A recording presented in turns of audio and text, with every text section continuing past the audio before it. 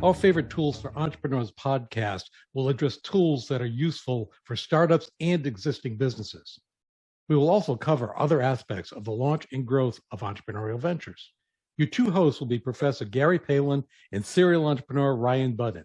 I am Professor Gary Palin. Yeah, and I'm Ryan Budden. This podcast is valuable to entrepreneurs in both launch and growth modes. That's absolutely right. We'll go over some tools, get you into hyper-growth mode. How can we see some hockey stick growth in your business? Hello, Ryan. How are you doing today?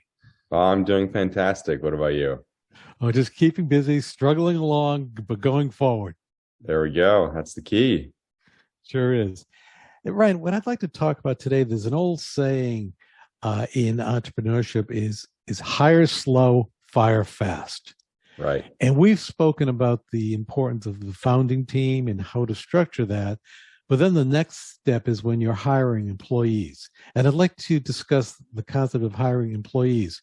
What are your broad thoughts on the concept of that next step of hiring employees? So it's a huge step. Once you go sort of outside the founding team and start bringing on purely people that are there for a paycheck, it really is an inflection point for the company. And the old adage of hire slow, fire fast is something I've always kept in the back of my mind and always used really effectively, actually. Yeah, I find people will rush into the hire, which is a big mistake. And then on the flip side, they keep trying to give bad performers multiple chances where at some point you have to realize you can't correct them. Right. And you have to realize what a resource drain each employee is if they're not contributing and pulling their own weight. A fantastic employee is a game changer, and a bad employee is an anchor dragging behind you. Yeah, with a major corporation, when you have hundreds of thousands of people, a bad employee is really a negligible issue. You know, if it's the government, well, a bad employee is probably the expectation. Did I say that out loud? But with a startup, when you're dealing with like 3, 4, 5 people, I mean, that's a large percentage of your workforce. You just can't afford to play around. Exactly. And a lot of people only look at bad employees from a what are they producing standpoint. When you have small teams like that, the cultural fit matters almost as much. So what energy are they bringing to the workplace? How do they fit with the rest of the team? Things like that can also really be a huge advantageous for the company, or that anchor that I was talking about. Yeah, I also look, especially initially, are they self-reliant, comfortable with autonomy? Are they self-motivated? Because if I need someone that needs to be micromanaged, that's the wrong fit for any venture that I get involved with. Right. And other people like micromanaging. You know, this is their baby we're talking about, and they can't quite let it go. Oh, good luck to them. Yeah. Yeah, I'm not a micromanager either. Yeah. Also, I look at, I think it's very important is, do the people you're bringing on have a willingness to learn? Oh, absolutely. Are they startup people? I feel that there are different people that work for startups and large, medium enterprises.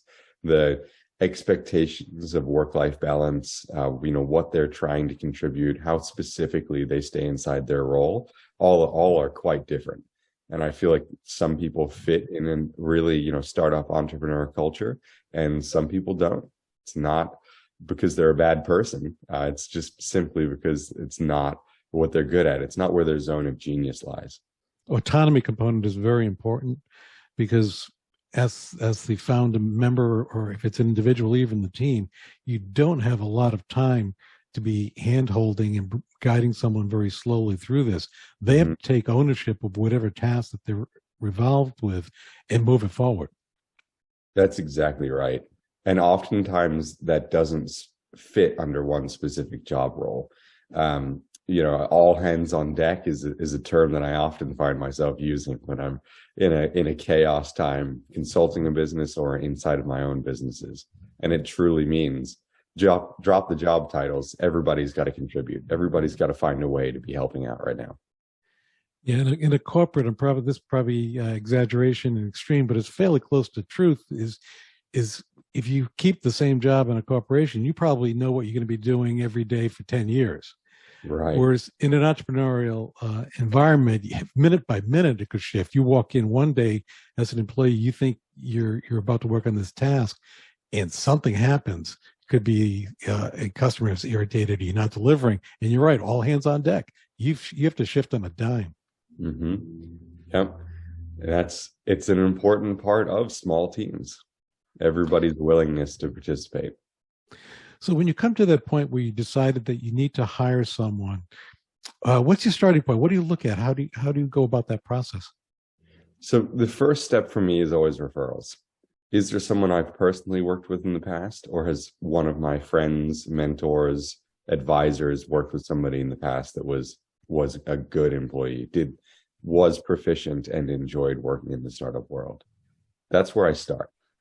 If I can't go there, then I'll reach out to the local entrepreneurship centers. Oftentimes, people are expressing interest at entrepreneurship centers. And that's my first litmus test to at least they're willing and wanting to get into the startup world. I'm not taking somebody with expectations of medium to large enterprise and bringing them into this world. They want to get into it. I've found that leads to much greater results. And then the last one is, classic job hiring. Indeed, websites like that where people are just job searching. And not to blatantly promote the product that we deal with, but our Janus Assessment is another component where you can see where they're strong in an entrepreneurial environment, where their tendencies are. That's something that can help parse employees.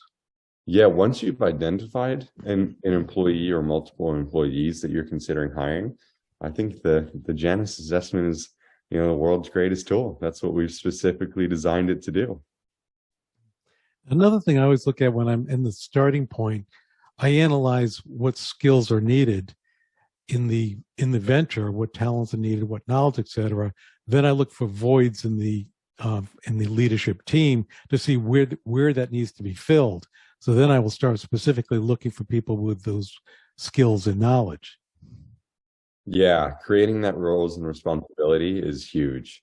What really needs to get done on a daily basis? Where are the gaps? Where are the holes? Just like you talked about. I think that's really important. Setting expectations early on is the key to success in really anything, but especially once you have somebody new joining a team. Also, too, is when you're looking at issues, it's not just specifically knowledge, like do they know accounting, but like, for example, when I'm looking to bring people to work with me, I need someone who's detailed oriented because I am not detailed oriented. Yeah. I think you and I both need a spell checker to follow us around at all times. Yeah, and so you really have to not only look at the company, you have to do a self-analysis of yourself. I always maintain that one of your greatest strengths could be acknowledging, knowing your weaknesses. Oh, absolutely. Knowing where your holes are. Another really interesting one that I find a lot of people asking me when they're hiring people is, do I need to hire the most qualified person, or, can I like a person a lot in an interview and that be a factor? And I'm always a component of, if you really like them, make sure they're qualified, make sure they meet the base understanding, but it probably means it's going to be a good cultural fit. And in early stage startups, you are spending a lot of time working with that person. So you better like them. Yeah, one person can really change the culture and the mix of the personnel, and it can easily change having a lot of fun building a business to being stressful, and it could be very destructive. Absolutely. Henceforth, the fire fast component. Yeah, the fire fast. That's always the tricky part. How do you get there? What's a fireable offense? How quickly is fast?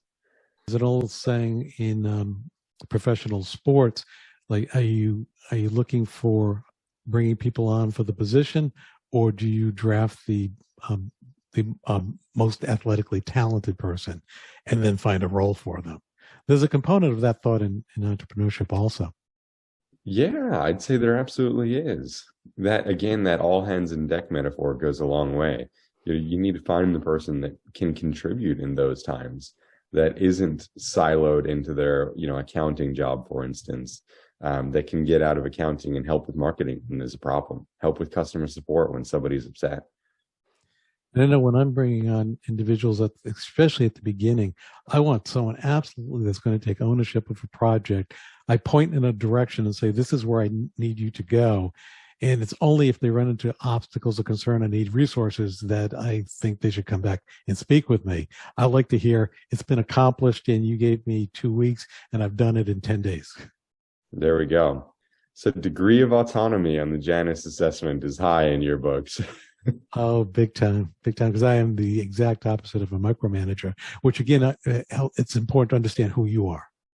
That's exactly right. Yeah, I fit on the same sliding scale, but not everybody does.